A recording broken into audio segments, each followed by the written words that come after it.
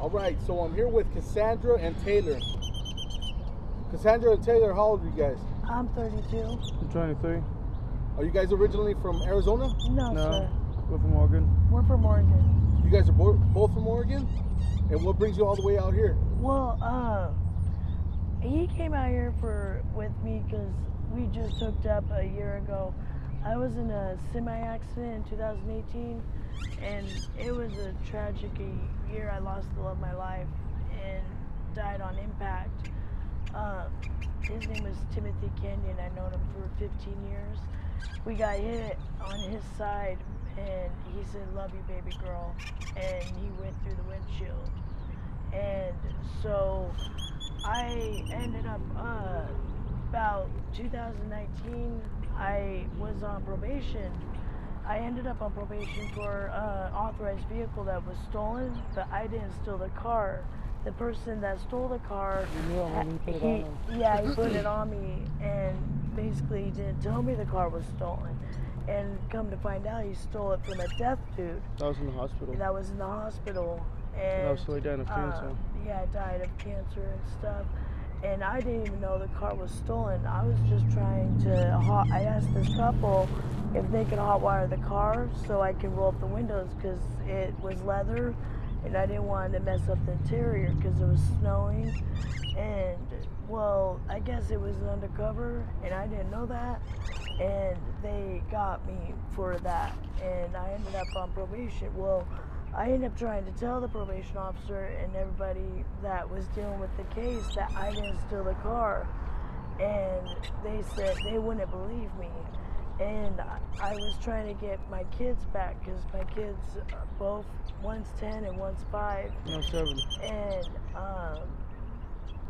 I was trying to get them back because the first one got taken for me for medical reasons.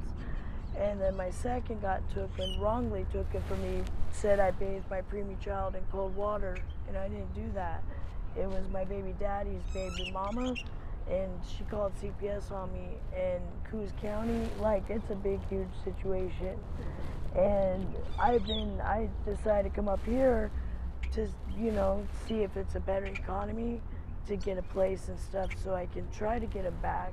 Well, CPS ended up adopting my kids, and because I left, and I wasn't able to get a hold of them and stuff, to let them know why I left. So they basically assumed that I abandoned the kids, and I didn't abandon them. And I didn't realize how expensive the economy was up here, and so that's why we came up here. We're trying to find a place so that I can get an attorney that will take my case, like reopen it, and I can get my kids back up here so that we can be a family. But I can't find anyone to help us out, because I get SSI. I get $914, but I can't find anybody to help me with the deposit. I can't find a roommate. Everybody, the homeless people that have income, they end up saying, yeah, they'll help, and then they back out Turn stuff. the backs on us and end up stealing our shit from us every time. Yeah, they steal our stuff and everything, and so that's why we're on the streets and stuff. It has nothing to do with drugs and stuff. I mean, yes, sir, I do drugs, but it's for my back because I have severe back injury from the semi-accident. And I've told every cop that, too, but they don't arrest me when I had warrants because of missing court and stuff. But they're misdemeanors and stuff. But that's because in Oregon, when you're homeless out there, you can sleep behind the businesses and you don't get in trouble. And we get in trouble for trespassing and stuff because we're not used to the trespassing law, I guess, because like I said, Phoenix, Arizona is way different than Oregon. We're from Klamath Falls, Oregon. Yeah, they probably have more programs up there, right? Yeah, they had more programs. I was in a Southern Oregon brokerage, and that's for disabled people, and you have a caseworker, and she helps you out with everything you need and everything. But I was trying to find something like that out here, but I don't know where to go. So that's why we're stuck, being homeless for 3-4 years. Have you tried going to Cass downtown? Yeah, that's and where they we don't help that's us where we out. stayed when we They came keep, here to Phoenix. When we Yeah. first got here, then we left. So yeah, that's where you guys because were first staying at? yeah, But and- first we was staying there, then we ended up going to St. Paul for a couple of years, and then we left there and went back to Cass for a couple months and left again. yeah, because the people were mean out there. Everybody keeps picking on us. I keep getting beat up and stuff because people think we're stealing their stuff and we're when the not. fights would happen in our tents, we always end up getting fucking Yeah. broken. So what are you guys doing right now to survive out here? Just Flying every I day. fly a sign because I don't want to steal from stores and get in trouble by cops. You know, I don't like jail here. It's horrible. Have you been to jail out I here have, already? and my Well, stuff we both didn't have. get ran in Both Oregon. of you guys have? Yeah, and my stuff in Oregon, I think they dropped it because my name hasn't been ran for Oregon. Like nothing comes up, you know. And my mom says that I can check on it with my mom, and she says nobody's been looking for me or anything. So I'm like, well, if no one's looking for me, I'm gonna keep trying to make it out here because I'm not gonna sit here and get bullied out of state because people don't like me, you know. Do you guys both have family? Yeah, they want us Do you back guys have home. any family members out here in Phoenix? No, he had his And aunt, but she my uncle, moved. I hope that my uncle died due to head concussions, but then my aunt left. 2 months head, after my uncle died to go live head, with my stepdad. What was back it? in Oregon. A head concussion. Oh, head collusion? A head concussion. How do you pronounce it? Head concussion. Oh, concussion. It was a head concussion. He just fell asleep and didn't wake up. When he wasn't Yeah. supposed to. And he wasn't supposed to. Sorry to hear that. Yeah. Why don't you guys try to go back to That's Oregon? what I'm Or do trying we to do. want to, but I don't have, my ID got stolen in Tempe. Yeah. And so, and they want a birth certificate, and they want, I'm like, well, how am I supposed to get my birth certificate if I don't have ID? And so it's like a wishy-washy situation. Like, I can't get my ID without a birth certificate because my birth certificate got stolen in Oregon. So I'm like, we're like stuck. You know what I mean? So we try to make it out here because our families want us back, but we're trying to not depend on family, you know, because we're both older. We're not 18, you know. We're not underage now, you know. And you know, when you leave the nest, you're supposed to like do it on your own, you know. So we're trying to do it on our own, but it's a little hard. But we make it. We survive. We keep ourselves warm and stuff, you Yeah. know. We look out for each other. Do you guys have a tent right now? Or where are you guys staying at? We sleep on our blankets and stuff. We need a tent. We needed That's a all your tent. belongings there? Yeah, and we stay pretty warm when we're both cuddling together because he's like a heater.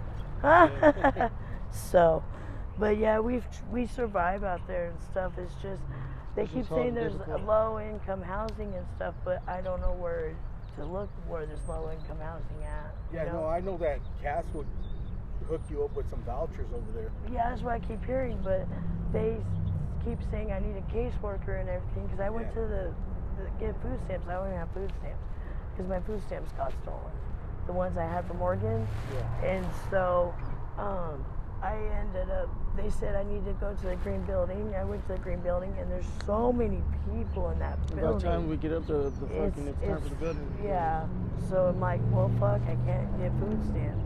And then they keep running him around with his food stamps. He can pick his food stamps up. He goes down there and they won't say give it to me. they won't give it to him. And then we've tried to work with Community Bridges and they've blown us off for the past 2 years. So it's like, well, how are we supposed to get help from these resources if we can't even get anyone to work with us, you know? Or they keep blowing us off. It's like they put us in the back burner, you know, and not even try to get a hold. Or we don't have a phone because people keep stealing our phones. So it's like we just stick to ourselves and we just fly a sign to get everything we need, you know? And smoking helps. Smoking the Blues and G helps so we don't be thinking about, you know, the hard times and stuff because he's lost a lot of stuff in his Yeah, I lost family. my uncle, my cousin, and I'm And so he losing misses, my dad now. yeah, and he might be losing his dad and Due to prostate cancer. yeah, to prostate cancer, and he misses his first. That Curtis was his first son, and my ex got him taken, and so smoking the G and Blues it helps with his mind, so he doesn't think about stuff like that, you know.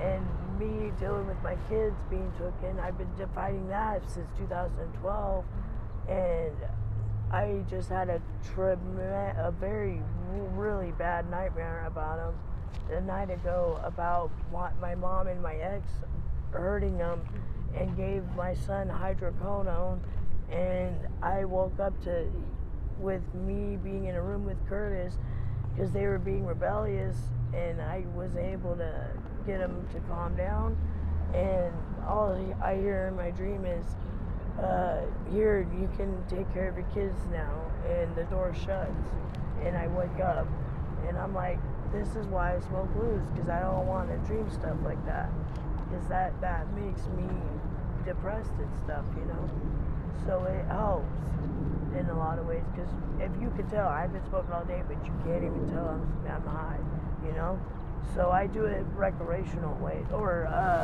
I do it where I can function and stuff, you know, like it's like smoking weed every day and stuff, so it helps. And when it's cold, my back hurts so bad, bro, that it's like a freaking freezer. You touch my back and it's like ice cold. Like it hurts. I was hovered over once a few months back because of how cold it was and how bad my back was hurting. So I have to smoke a blue just to get that to calm down, because I have severe nerve pain, and it's from my neck all the way down to my tailbone. So yeah, it hurts, you know, and I've been trying to see if we can get help and stuff, but it's hard to reach for help. And then people don't want to give us money all the time, you know, because so many homeless use it for drugs. I mean, granted, I'll tell them, look, granted, I'm going to get blues because I have back pain, but I give you my word, I'm going to get a food too. Yeah, we do both. We get All food right, so first. if we have any viewers or any subscribers that are watching this interview, Yes. and they're thinking about giving you guys donations, where can they contact you? Do you guys have any social media, any email, anything like that? I have Facebook, but I have to get a phone. I was going to get a phone on the 1st. I'm going to try to get a Metro phone. You don't have an email? I don't have I do, but Yeah, but I he forgot the can't password to it. research. He can't. I've been thinking about starting a GoFundMe thing on Facebook and on social media. So we Yeah. can have help. To see if someone can help us out. The best thing to do, though, is to get a hold of us, is just come out here to reach out to us, you know. And Yeah. we'll try to stay in the area, you know. That way the person can get a hold of us. All right, well, So. thank you for sharing your story. I really You're do welcome. appreciate it. You're welcome. Are you okay with me sharing this on my YouTube channel? Yeah. Yeah, that's fine. All right, thank you. If that will help get us help, that'd be awesome. Yeah. I appreciate you. Appreciate it.